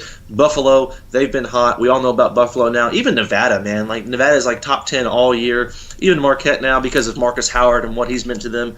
So a true sleeper that I found, a true sleeper, true dark horse kind of team is a team out of the Atlantic 10, Davidson. They've got 8 guys shooting 30% from 3. They've got 4 guys scoring at least double figures, and they're playing 7 guys at least 10 or 12 minutes a game. So that's another team, and they don't turn the ball over a lot. They know where they're supposed to be on offense and defense. Another upperclassman-led team. This is a team that again almost checks all those boxes. Again, similar to that of Tennessee, but the talent just isn't quite as there. And they're a fundamentally sound team, a veteran team, like I said, so they're not going to beat themselves, and that's why you don't see as many turnovers for them. So I like what Davidson has. They won the A-10 last year. I look for them to win it again this year. I look for them to get a really strong seed. So Davidson is who my true dark horse is. I actually like that a lot. Last year, they gave Kentucky all they could handle. Yeah. Yeah, I definitely like that as a pick there, and I'm glad it's an actual true sleeper. True sleepers are hard to come by because, everybody wants to talk about sleepers so much that all of a sudden everybody knows about them. So it's hard to find a true sleeper or dark horse at that. It's kind of like one of the arguments we had on here, what's a mid-major anymore? Can you really define conferences? I almost said that they were a high major, but it seems like the gap between a mid-major or what is a typical a mid-major in the past compared to these better conferences is widening. Yeah, and so it's hard for me to figure out what a mid-major even is anymore. Yeah, there was a couple of years ago where the Atlantic 10, you could have made the argument they were the second or third best conference in the country. I mean, they were just top to bottom loaded. So I don't know. I actually like that Davidson pick there. So guys, it is our time to put our producer in the spotlight. He already promised them to you. He is going to give you his Oscar picks for betting. I'm already on him. You guys should be on him. He went 4-0 at the Golden Globes. Not sure what that is, but wait and see. Tell us your picks for Oscar nomination winners. 1-2-1-2 Pips Entertainment Review. Sit on down for a movie to view. The Golden Globes actually all the awards that are selected from the foreign press of Los Angeles. Pretty good teller of the Oscars in general. But so we'll start off with. So who chooses the Oscars? Oscar. Oscar. Who is Oscar? Oscar's my moose hanging on my wall. But what is Oscar? Is Oscar a guy? I read one time why they call it an Oscar. First head of the Academy for him was Oscar or something, and he died. So someone died. Is it named after Oscar Robinson? Yes. Wow, that's a lot better reason than what you first said. I'll tell you. Yeah, that's pretty badass. So I have bet all 5 of these. Oscar De La Hoya. Oh yeah, or as Dana White will say, Oscar De La Cokehead. So the first bet is for Best Picture, and this is my favorite bet. I bet $50 on this today. And you said 50? Yeah. Holy shit, guys! If Leighton's bet fucking dollars, guys, if Leighton is betting $50, you can go ahead and bet your car on it. I promise you, Leighton has never made a $50 bet in his life. Hammer it. Bet your kid's college fund. Yes, you will. You're guaranteed to win. Okay, so you're betting on Roma. Right now, it's minus 190 favorite. Those odds, I was even surprised that they were that low for it. Because I thought this is definitely a huge favorite. And I think the reason why it might be out at 190 right now is for 2 reasons. One, to sucker us. One, it's on Netflix. That's a sucker's bet. And people have came out and said that they don't want to vote for a Netflix movie to win, but it's going to get the Netflix to win still. Another reason because at the Golden Globes, it didn't win Best Picture in musical category or the drama category.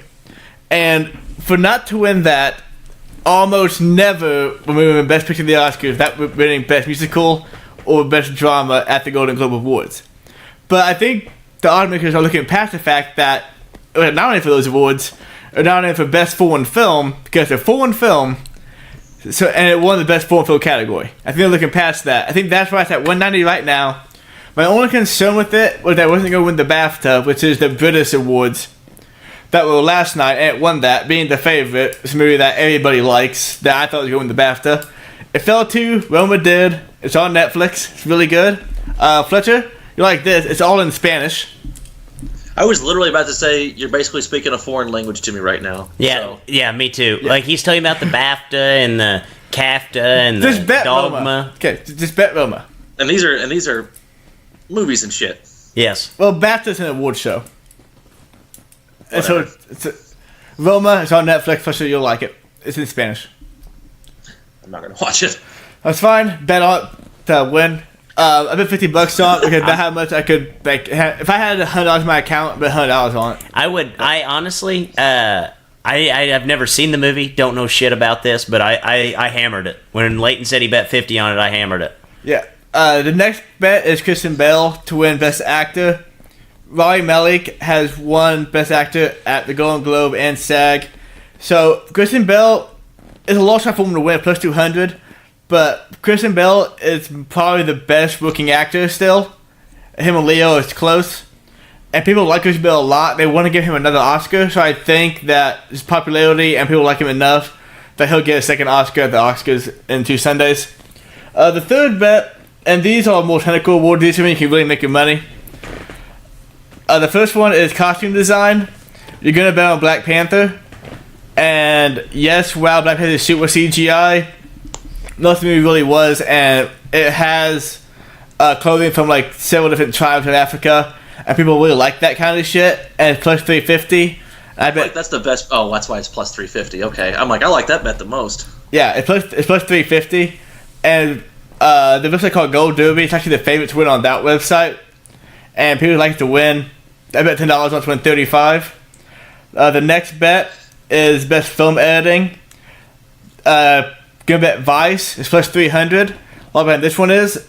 It's people have talked about, listened to, and read about, have talked about it winning the Oscar for a while now. It had been nominated for it and won it at every place it can be. Like it won it at BAFTA last night. And then some small award shows won editing.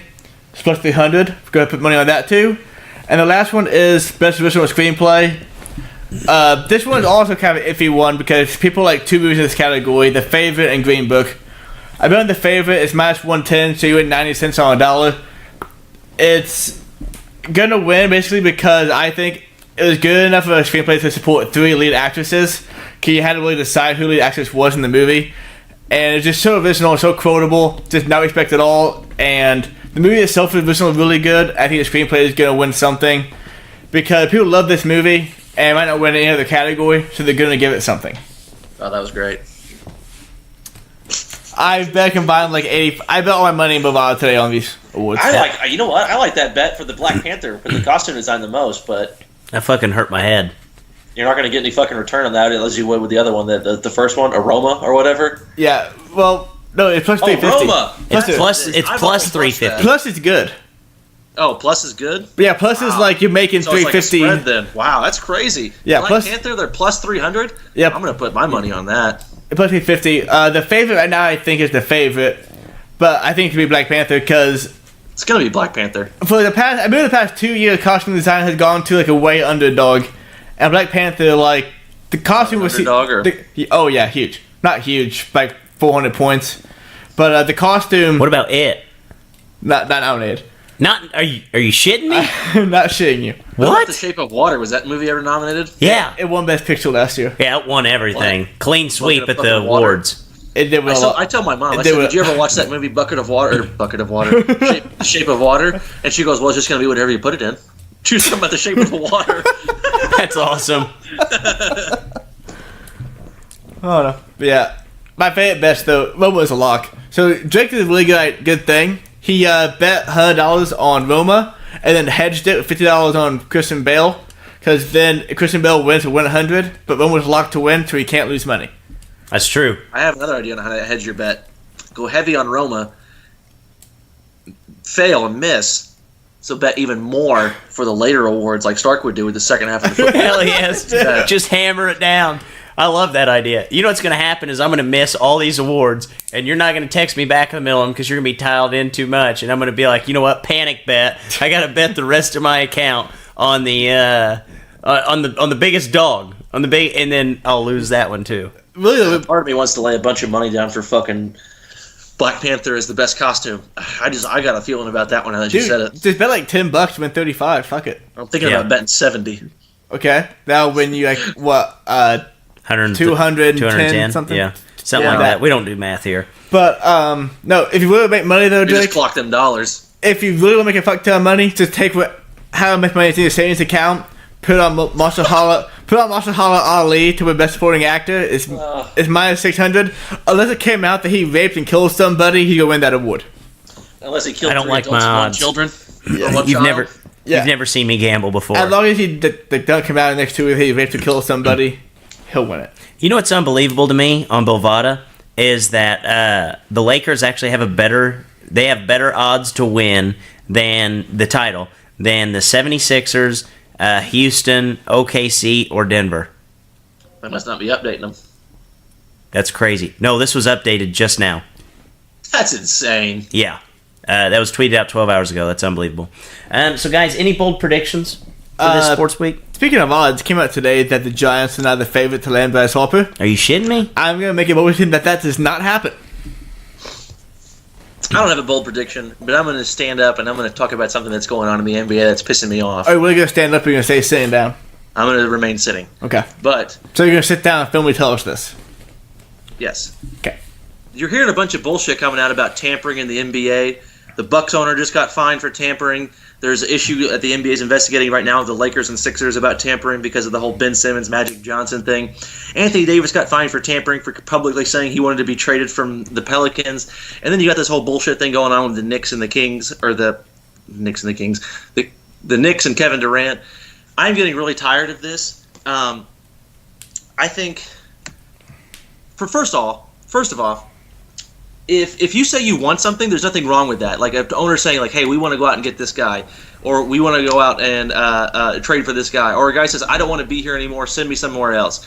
There's nothing wrong with that. My proposition to the NBA, and I know they're listening, is just end the tampering rule altogether. Adam Silver has basically turned into the high school principal that you feel like is picking on you because he's doing so much of this tampering bullshit and investigating stuff that's not even there. Adam Silver went to Duke, went to the University of Chicago School of Law. He was the deputy commissioner of the NBA, and now he's the commissioner of the NBA. Are you meaning to tell me that a guy like Adam Silver has never used a prior position to leverage himself into a better position? I would argue that he has. So that's all tampering is in the terms or the eyes of the NBA. So I think they really need to eliminate this tampering bullshit. The only thing I got out of that was that Adam Silver is now public enemy number 1 to Leighton C, seeing that he went to Duke. You know what? When I was reading shit on him, I'm like, Leighton's gonna hate him now since I said that. I don't like having like a little bit less. Yeah. Leighton, he can't help a whole lot himself. more now. I used to love the guy, and I just kind of like him. Yeah, he just got. I liked him until about 2 weeks ago, and I'm like, dude, they fined the Bucks for saying like, yeah, we would like to trade for Anthony Davis. A fucking partial or a part share owner of the Bucks said, yeah, we'd like to trade for Anthony Davis because he listed that as one of the fucking options that where he would sign long term. You know what? I have This another also thing. drives me nuts. It's like, well, do you think these teams wouldn't want to trade for one of the best players in the NBA? Right. Like, This is a, what do you we want expect him Anthony to Davis on say? Our team. The NBA commissioner should call that owner and just say, duh. Yeah, duh. Another thing, kind of go along with the tampering thing and kind of more bullshit. I feel like recently, like the NBA has gone on to been like more known with players talking. They built this like humongous like mountain of success on players being vocal. Yeah. And now that they've succeeded this mountaintop, they will take it all away. It's not how that shit works. No. Yeah. Like, you're not going to tell LeBron James to shut up now. You're not going to tell James Harden to shut up now. Like, this is what you've built. This is what you got to deal with for, I don't know, I guess ever, it seems. Hey. The league has grown to what it is because you empower the players. So I think them going out and saying through their agent, hey, I'd prefer to be traded, that's not a big fucking deal.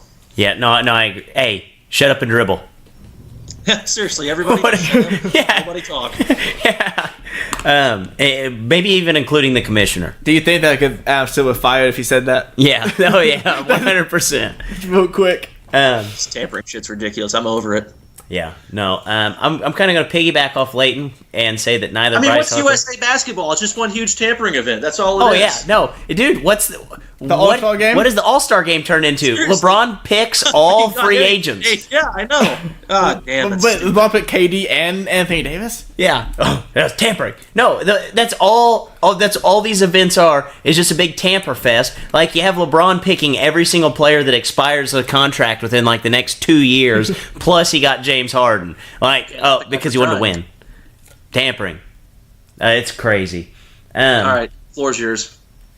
No, my bold prediction: Manny Machado does not. Manny Machado does not sign. Bryce Harper does not sign. And I have a prediction for the UFC. It's not anytime soon. It's actually going to be months from now. My prediction is that Anderson Silva will fight Nick Conor Diaz McGregor. next, and Conor McGregor will fight Nate Diaz. I think they're going to fight. Both the Diaz brothers will fight on the same card with Conor McGregor and Anderson Silva. Kind of, Talking about Machado, man. I heard he lowered his asking price to $280 because he's just not getting any money. nobody's. Are you shitting me? I heard That's what I heard. I was eating lunch Saturday at this place over here, and this family of like 6. They were talking baseball from the fucking time they walked in, and then they sat down next to us, and I was kind of pissed off because I was tired of hearing them, to be quite frank. But then they started talking about Machado and stuff that was going on. The guy was like, I just read this morning that Machado has lowered his asking price because no one's matching, 400, 300 million. So Yeah. he's looking for 280 now. I saw the Yankees offered him $220 million. I'm just blown away that people aren't paying him and Harper $300 million. Are you serious? You're 220. surprised? Blown away by it. Yeah, Wow, I'm not. the people aren't paying him and Harper their money. That's crazy. Well, on that note, for Drake, for Leighton, and Fletch, Dippers, as always, stay saucy.